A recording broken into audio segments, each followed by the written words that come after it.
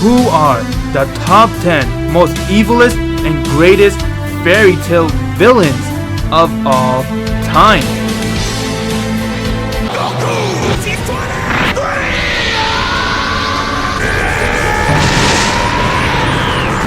Don't blame me if I break you. What is going on, my fairy fans?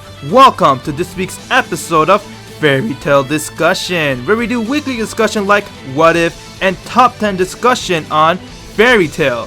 What are your top 10 greatest fairy tale villains of all time? Let me know in the comment section below, as I'll be sharing with you guys my top 10 fairy tale villains of all time. When it comes to fairy tale, there are actually pretty badass villains out there, but I felt some of the list I chose by the far the best and most epically badass fairy tale villains of all time, and these villains actually were really evil and they had their own purpose of why they deserve to be on the side of this list. So at the end of the discussion, I'd like for you guys to share with me your thoughts on this and what do you guys think about my list. So everybody, let's get right to the discussion.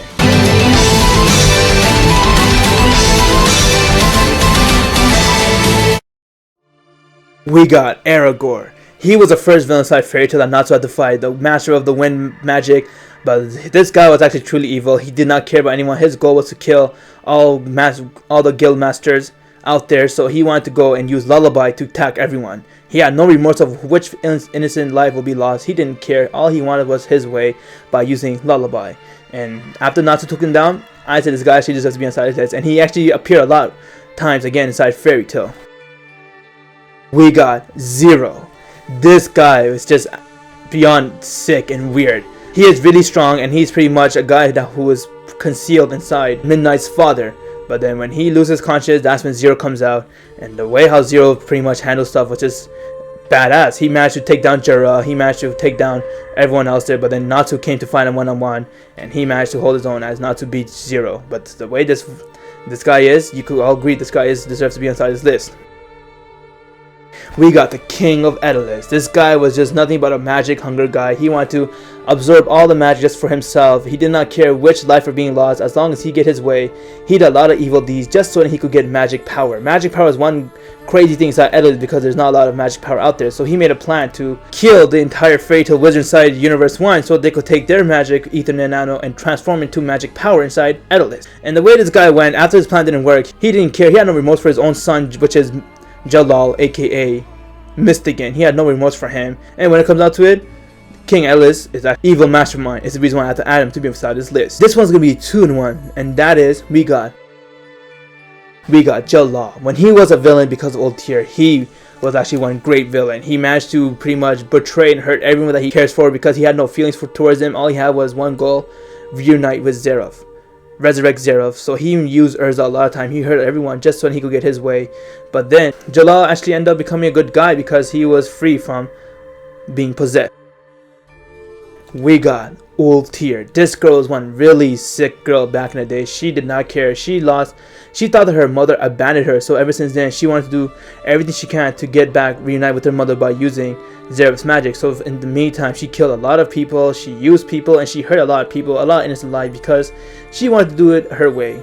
And once when she met Great Fullbuster and she realized that her mother cared for her, Ultear changed into a one amazing, beautiful girl, and she actually had a great character development and a great personality. Is the reason why she actually became one of my favorite characters. But before then, she was really evil. We got God Serena. You know this guy deserves to be on this list. Like, come on. God Serena, this guy managed to take down the Wizard Saint like they're nothing. Warlord, Jera, all of them were trying to find him, but he took them down inside the manga. But God Serena is just one badass character, and he has no remorse for anything. We got Hades. This man was once a pure-hearted man. He helped build Fairy Tail alongside with Mavis, but then once when Mavis died, he wanted to get stronger and get more magic power for himself. So he decided to have a new goal, that is to find Zeref and kill whoever comes out of his path. And he formed an evil guild called Grimoire Heart. This guy's wrath was very dangerous until he met Fairy Tail. They end up defeating him. But if no one stops Hades, this guy will continue to do evil deeds around the world. We got Future Rogue. This guy was really corrupted and sick ever since he lost his friend Froge, and then from there he wanted revenge. So he decided to come back to this timeline and destroy all dragons so he could kill Acnologia. So he had like a very weird vendetta of revenge, but when it comes down to it, this guy is actually really evil. He did not care who he kills. Lucy, I feel, was an innocent girl. She had nothing to do with this, but he still wanted to kill her because he thought she might be a problem later on in the future. So you could say this guy was kind of corrupted, but at the same time he is really evil. It's the reason why he deserves to be inside his list. We got Geer. This guy was the strongest demon inside the Tartarus, and he did not care for anyone. He pretty much hurt any of his comrades that did not go against his word. And he was pretty much a cold-hearted guy. He didn't care about anything. All he cared about was resurrecting Master END, and he'll do anything he can to get that goal. That's until he met Zeref and died by the hands of Zeref. We got Acnologia. This man is just so evil. He has no remorse, nothing for humanity. All he wants to do is destroy all dragon slayers and dragons. He has already killed Dragneel, and now he has already fulfilled some of his goal by destroying Dragon Slayer. As inside the current manga chapter, Acnologia is in a rampage of killing all the dragon slayers. So Acnologia actually deserves to be inside his list. And one thing about crazy about Acnologia is he has two forms. One is his dragon form, and the other one inside his human form. And this guy bathed inside dragon's blood, so you know this guy deserves to be inside his list. And I've come to the decision that since the world's rejected me, I have no choice but to reject the world. Not quite. More like a one-sided annihilation. Not a man, woman, or child will be spared. We got Zeref, the man who created half the villains here, and the man who brought the most despair inside Fairy Tail. Although if you look at Zeref's story in past, you kind of feel sorry for this guy. He looked like a guy who went through a lot of despair. He loved this world, and he wanted to die because he loves this world, and he doesn't want to hurt this world. So he created END with a purpose to kill him.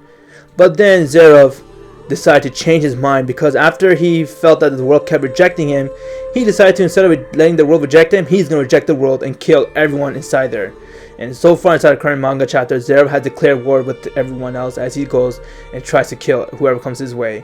Zeref is really corrupted, but at the same time, you can understand why he's so corrupted. Look at his past, and it's the reason why I feel that if Zeref didn't went through this despair, he actually would have been one pure-hearted, nice guy. But because of his despair, the people he loved died in front of him. Is the reason why he became kind of corrupted. It's the reason why he is #1 greatest villain inside Fairy Tail. These are my top 10 greatest Fairy Tail villains of all time. Let me know in the comment section below what are your guys' top 10, your top 5, or your top 1, and you guys all agree with my #1, Zeref, and you guys all think Zeref is #1, or you guys think Acnologia is #1.